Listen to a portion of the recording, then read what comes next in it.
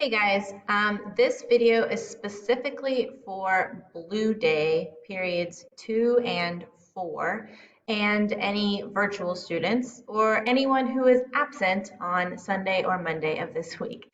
Um, so to my Blue Day students, who were at school today, I want to first apologize for not being in class. This is not an excuse, but I am in charge of running the PSAT, and with all the COVID stuff going on, it was a little more complicated than it usually is, and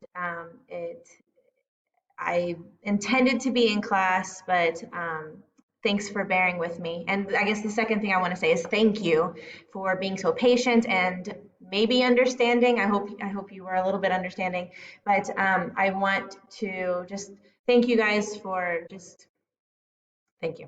Anyway, so I'm going to go over what we went over in the other classes that you missed out on today.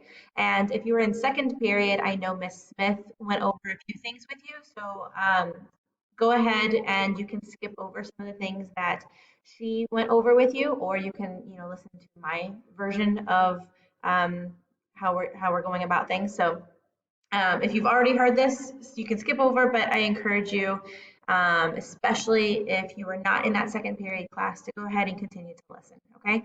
So we are going to do this over here. Well, I guess if you're blue, soapstone, and I'll explain what that is.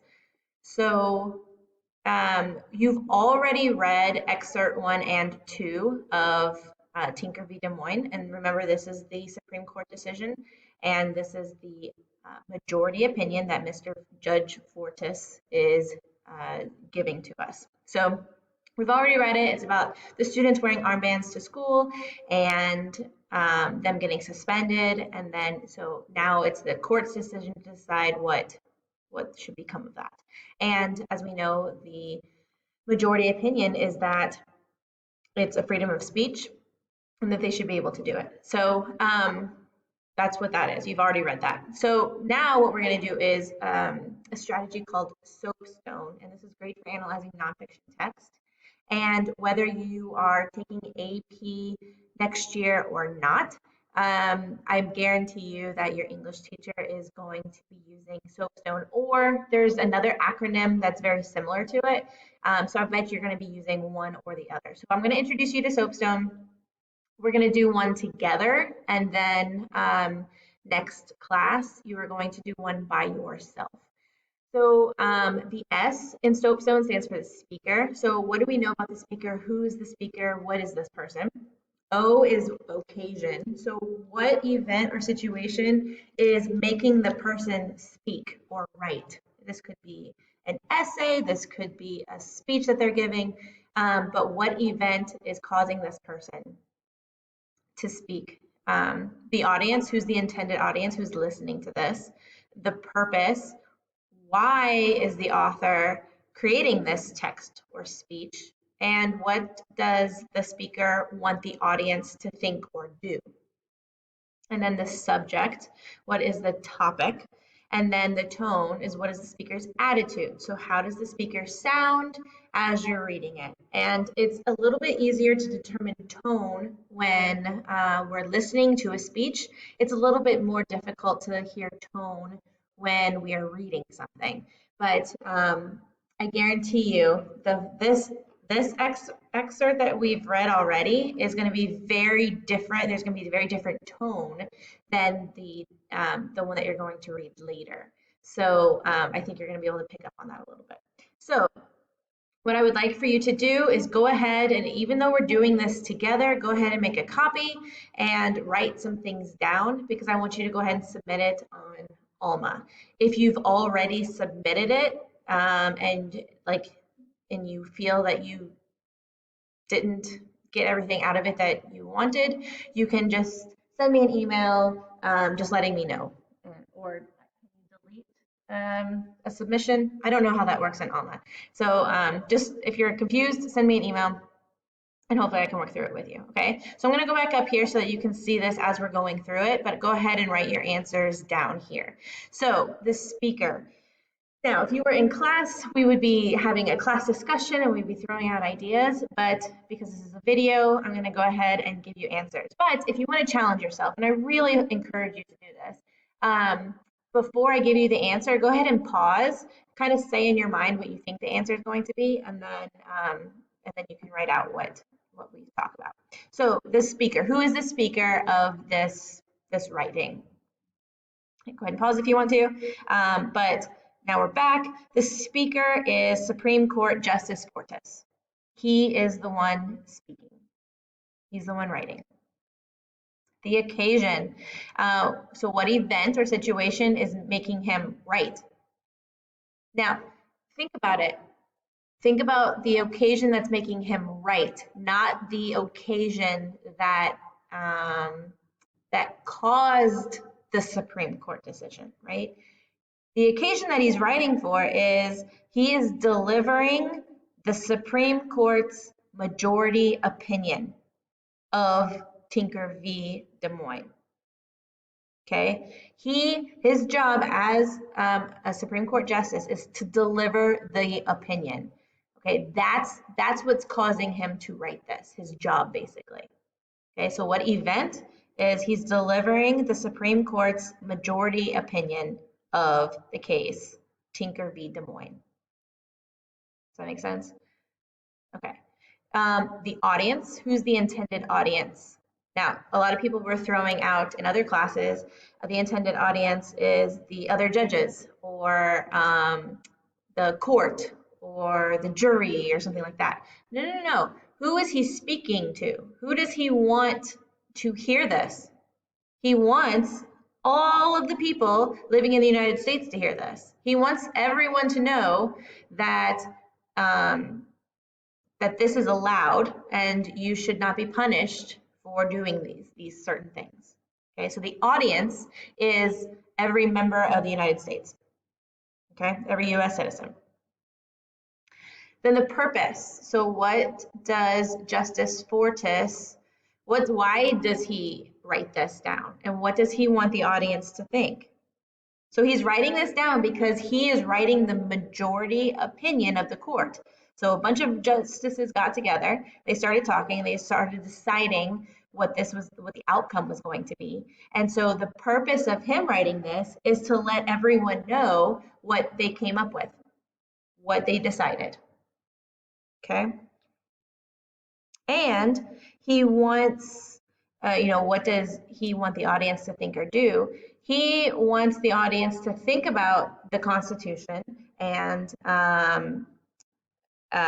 the other laws, and he wants you to understand why they came up with this opinion. Okay. Subject. What is the topic of the text? Now, this is quite different than like the topic, yes, is about the First Amendment, but what exactly are they talking about? Like, what is the subject? And remember when we looked at that picture a couple weeks ago, like before break, and it was the black and white picture of the man and the woman, and I asked you guys, what do you think this is going to be about? And you guys, gave some ideas, and then we read that little excerpt, and then I had you write a summary about it. That's what the subject is. In 1969, students in Des Moines, Iowa, wore armbands to protest the Vietnam War, and they were suspended, basically. Okay, so that's the subject. 1969, a group of students from Des Moines, Iowa, wore black armbands to protest the Vietnam War. They were suspended because they did not remove the armbands, and then they went to court because of it. That's the topic, the subject. And then tone, what is the speaker's attitude toward the subject, sorry. He's very logical, right? He's using logos. Do we see any pathos in there? Like, do we understand what his feelings are? No, not really. He's very matter of fact, right? This is the law. These are other cases that support the law. Here's our ruling. So there's not really any there's like no opinion in this, right? It is basically just facts And what you see is what you get, matter of fact. Okay? I hope that makes sense. And let me know if you have any questions because you are going to do one of these on your own for as an assignment. And so I want to make sure that you guys understand this pretty well. So let me know if you have any questions. The next thing that we are going to do is we did this in the rest of the classes too because this didn't fill up the whole class time. We went back to the agenda and we started on the next day's homework. So for the blue group, it's going to be Wednesday's work. So go ahead and click on that. Oh, when you are finished, sorry, let's go back, blah, blah, blah. When you're finished with this, the one that we did together, go ahead and upload it to Alma. All right, and then this one, I'm only going to do, we're going to read through it, and then we're only going to do question number 1, because I think that's what we got through in most of the classes. Okay, and then on the next day that you're at school, we'll finish the rest, and then I'll have you do this on your own. So we just read through the majority opinion. Now we did the soapstone for the majority.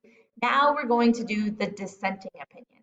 And the dissenting opinion is the opinion opposite of the majority. So these are the people who disagree with the majority opinion. So if the majority opinion is that that wearing armbands is freedom of speech, then the dissenting opinion is no, it's not. All right. So, and like I said before, remember here the tone. See if you can pick out if there's a difference in tone from this. So these are the dissenting judges. They don't agree with the majority. So here it is. Change has been said to be truly the law of life. But sometimes, oh, I'm going to pause here. If you want to read this without hearing me read it, just go ahead and fast forward me reading through this. But anyway. Change has been said to be truly the law of life, but sometimes the old and the tried and true are worth holding. The schools of this nation have undoubtedly contributed to giving us tranquility and to making us a more law-abiding people. Uncontrolled and uncontrollable liberty is an enemy to domestic peace.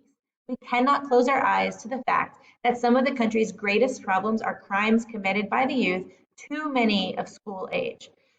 School discipline, like parental discipline, is an integral and important part of training our children to be good citizens, to be better citizens. Here, a very small number of students have crisply and similarly, I can't say the word, refused to obey a school order designed to give people who want to learn the opportunity to do so. One does not need to be a prophet or the son of a prophet to know that, after the court's holding today, some students in Iowa schools, and indeed in all schools, will be ready, able, and willing to defy their teachers on practically all orders.